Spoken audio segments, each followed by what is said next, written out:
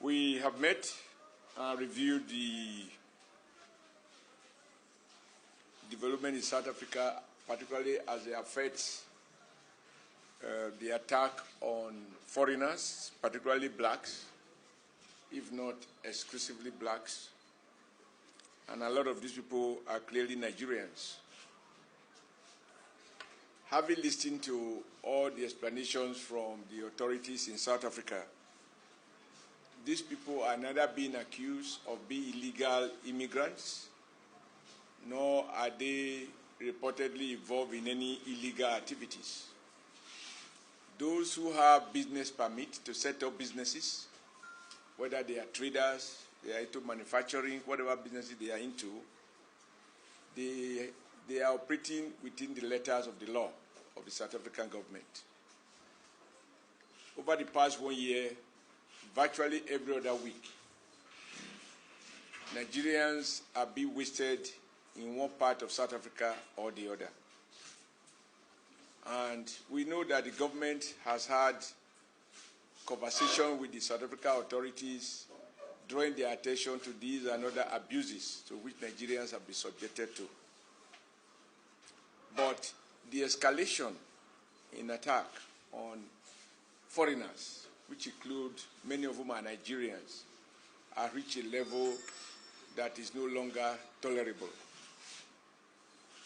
At some point, people wonder whether these attacks have the backings of South African government. What has been clear over the period is that the South African authorities has not demonstrated sufficient commitment to bring these attacks to an end. For example, in spite of the fact that many people's lives have been wasted, not one South Africa is known to have been convicted and sentenced to prison on account of his or her role on attack of foreigners, killings of foreigners, and looting of foreign businesses.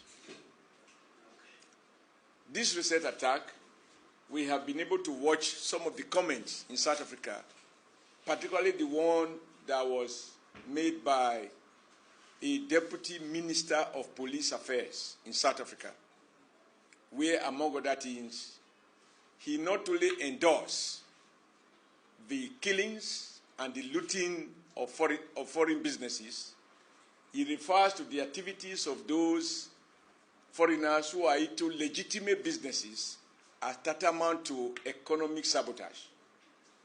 This has been very well spread across the country.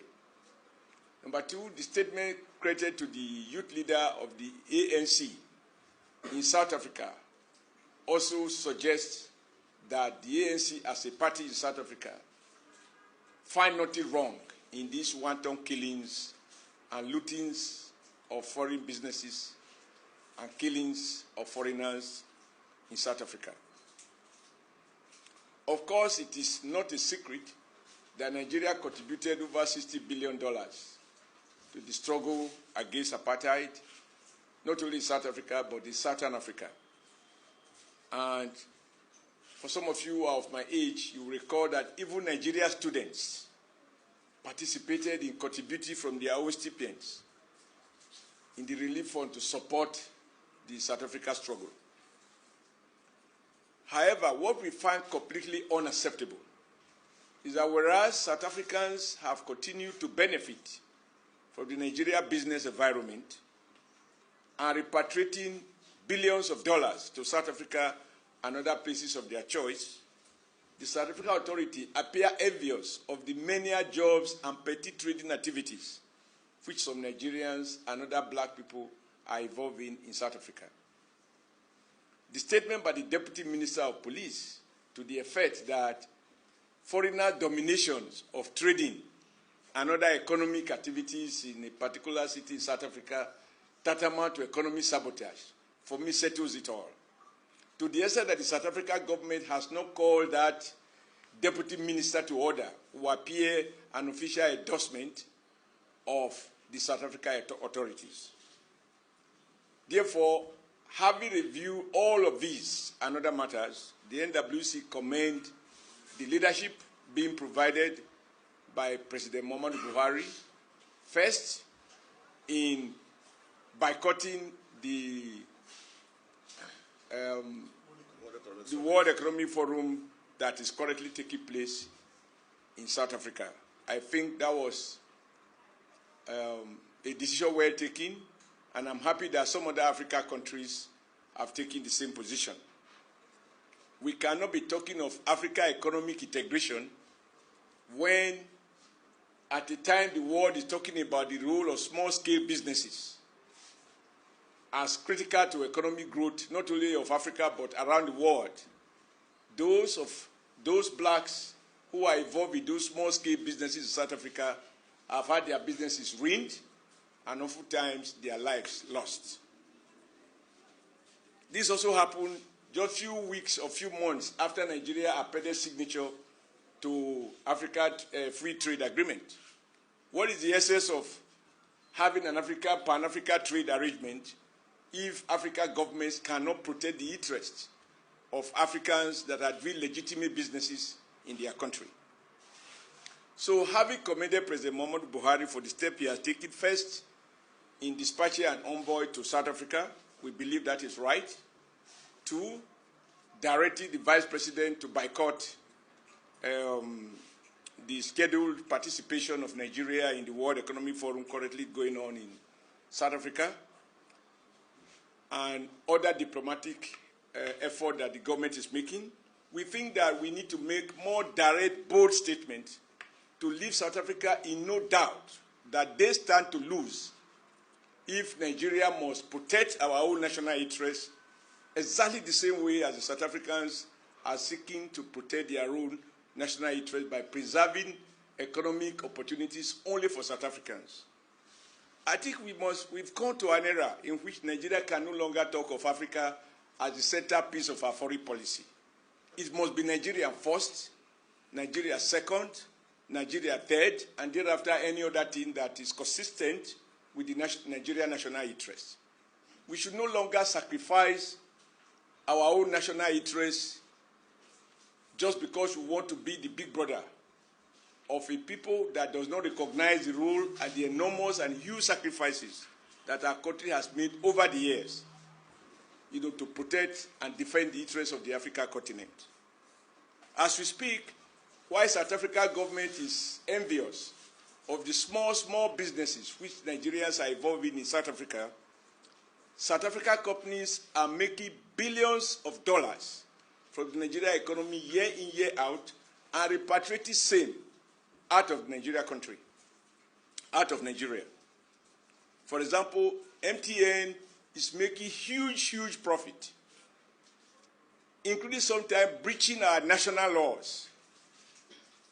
And we think that South Africa cannot be envious of those small businesses while their own business giants are smiling to their banks in foreign countries where they keep profit that they repatriate from Nigeria.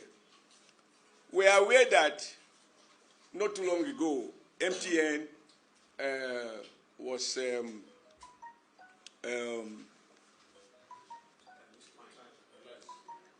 pardon?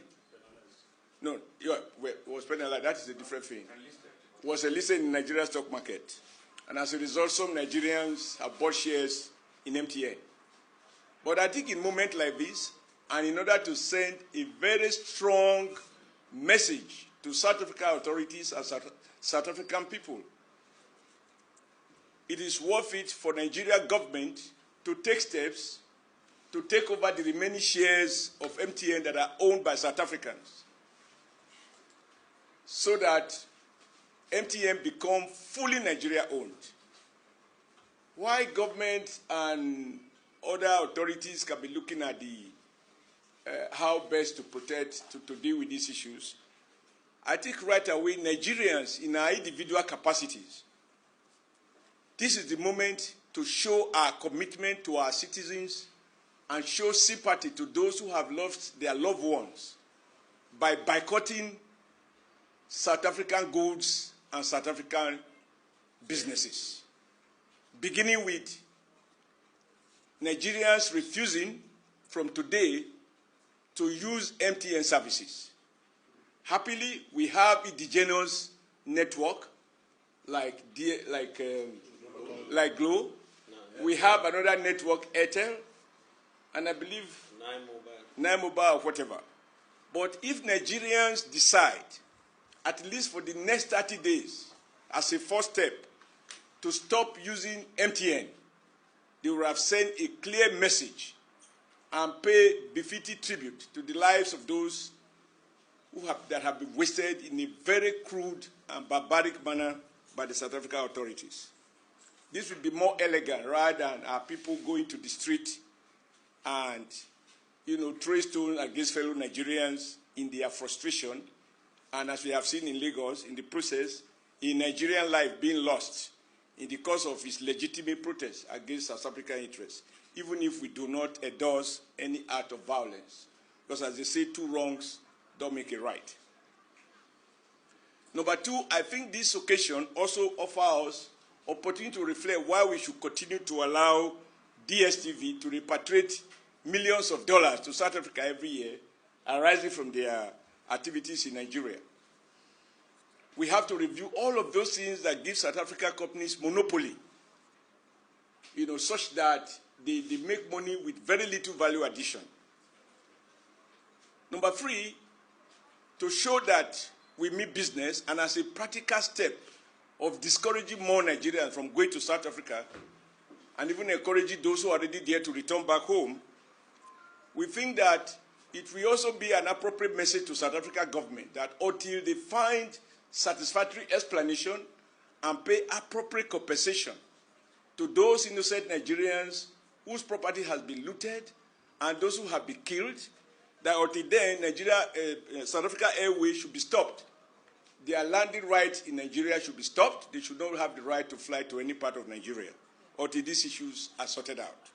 Nigeria needs to show that we are not chicken to be molested. The life of every Nigerian matters, whether at home or abroad. Again, as part of the rip-off, which many South African companies are involving, many Nigerians believe that ShopRite is owned by South Africans. They are repatriating money purely from franchise. As we know now, both the capital with which those shopping malls are built are Nigerians. The shop owners are Nigerians. But these guys make profit just with the franchise. I believe this moment also imposes obligation on government to review any of the agreement that enables South Africans to begin to develop monopoly in our commercial, in our commercial life. We also know that Standard Chartered Bank and Stanbic Bank, these are all South African banks. Nigeria may have small shares there, if any.